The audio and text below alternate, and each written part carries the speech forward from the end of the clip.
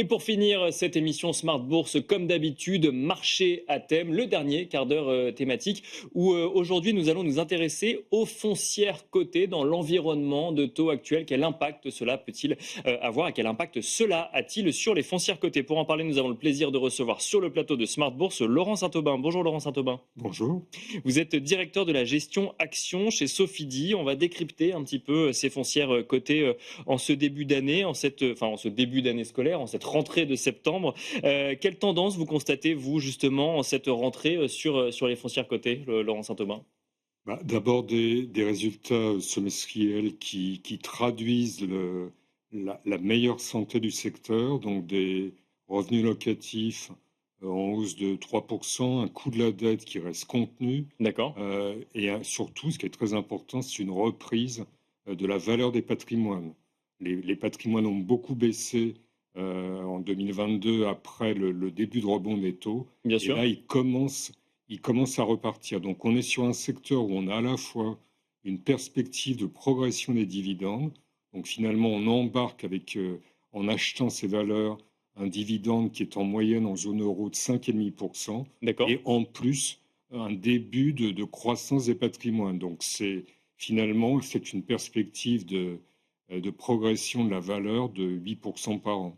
Alors, on peut se poser un certain nombre de questions quand même sur les foncières cotées, Bien sûr. sur l'immobilier en fait de manière générale, dans le contexte de taux actuel. Et on le disait dans la partie précédente de l'émission, la partie longue de la courbe des taux reste assez élevée. L'impact que ça peut avoir, c'est notamment sur le marché de l'immobilier, avec un coût d'emprunt à long terme qui reste élevé. Comment est-ce que vous analysez l'environnement de taux à l'heure actuelle pour l'immobilier et plus particulièrement les foncières, Laurent Saint-Aubin? Effectivement, le marché du crédit, en particulier les échéances longues, on va parler du 30 ans, souffre finalement du changement de modèle social qu'on est en train de vivre en Europe, la fin de l'état de providence qu'on peut plus financer, les tensions politiques qui en découlent, et puis les déficits abyssaux aux États-Unis qui conduisent les investisseurs à demander un peu plus de primes de risque. Mais en fait, les foncières sont sensibles à ça, un peu moins sensibles que dans le passé. Mais la réalité, c'est quoi? C'est que les foncières, elles se financent sur 5 ans et demi et pas sur 30 ans, D'accord. que le coût moyen de leur dette aujourd'hui, il est 2,5% seulement. Et le D'accord. troisième point, c'est que malgré si on regarde les taux sur les 3 dernières années, les taux à 10 ans ou à 5 ans, ils ont plutôt eu tendance à baisser. Et on a un début de reprise du marché des transactions. Ça, c'est très important, puisque ça va crédibiliser la valeur des patrimoines. Donc une foncière, c'est coté en bourse, Bien mais sûr. ça a un patrimoine. En théorie, le cours de la foncière devrait être proche de la valeur de son patrimoine, ce qui est loin d'être le cas. On est sur des décotes de l'ordre de 30% aujourd'hui, qui sont les mêmes qu'au moment de la crise du début des années 2010, la crise des subprimes. Et elle s'explique comment cette décote, sur les foncières aujourd'hui?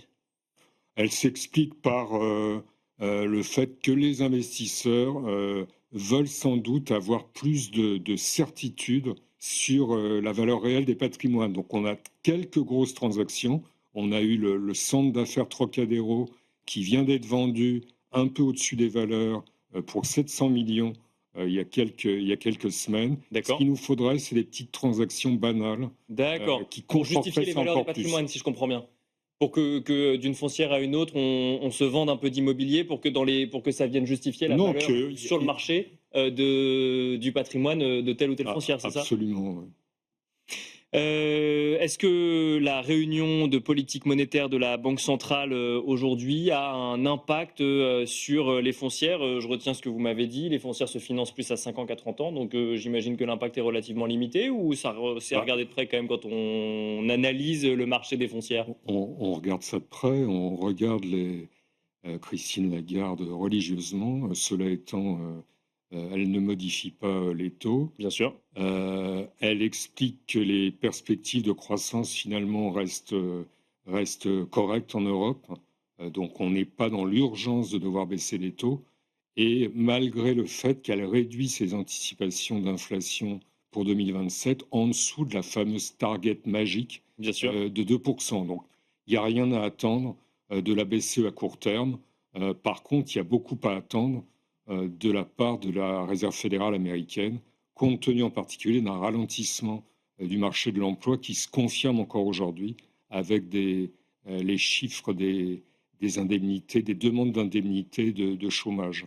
Donc ça, c'est quelque chose de sans doute plus important, un D'accord. détonateur plus important, Même pour des foncières en européennes. partie aussi pour les foncières européennes. Les D'accord. marchés sont mondialisés.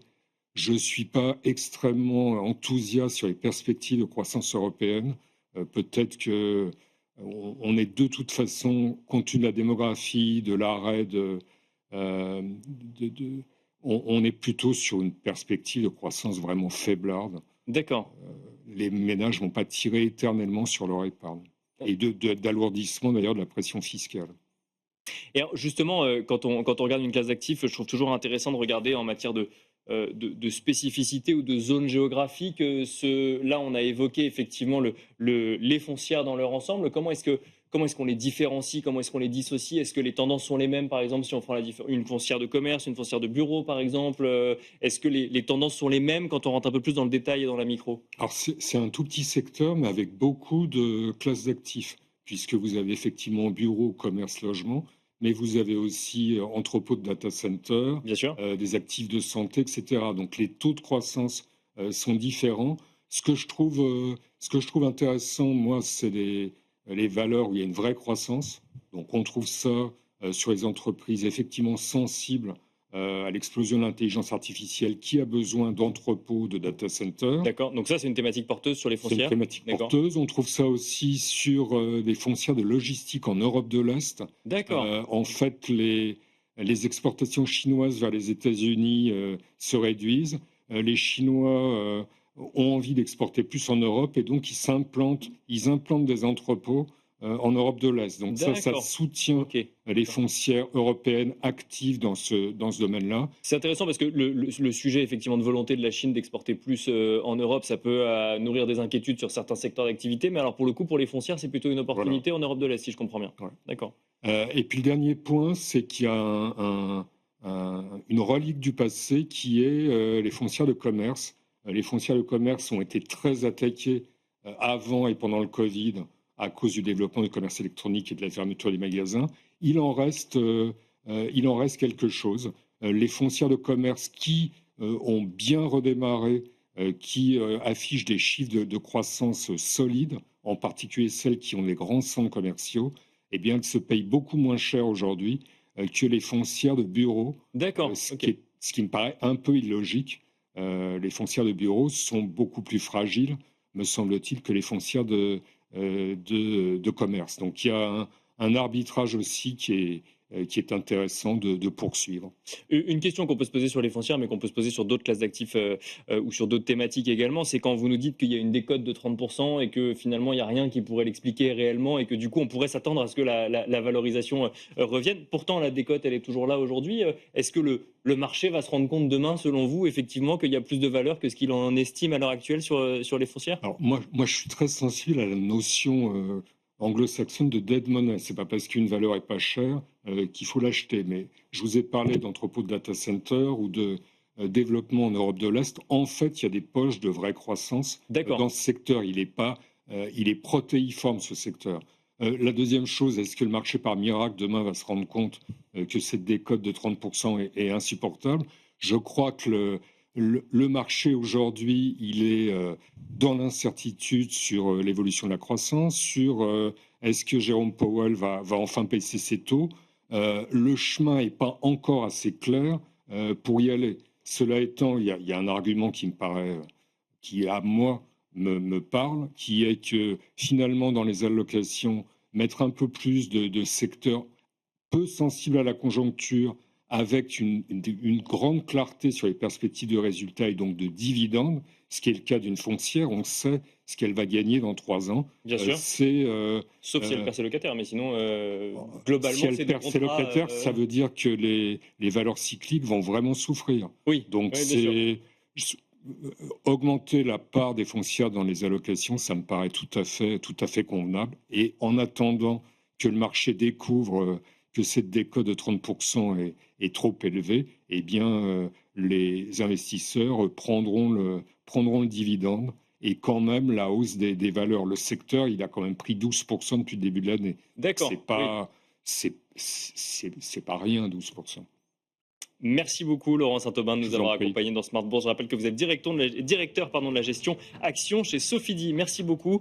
Merci à vous également d'avoir suivi Smart Bourse en direct. Je vous rappelle que vous pouvez retrouver tous les replays de Smart Bourse sur bismart.fr, que vous pouvez nous écouter en podcast sur toutes les plateformes de podcast. Et je vous dis à demain, 17h en direct sur Bismart for Change. À demain.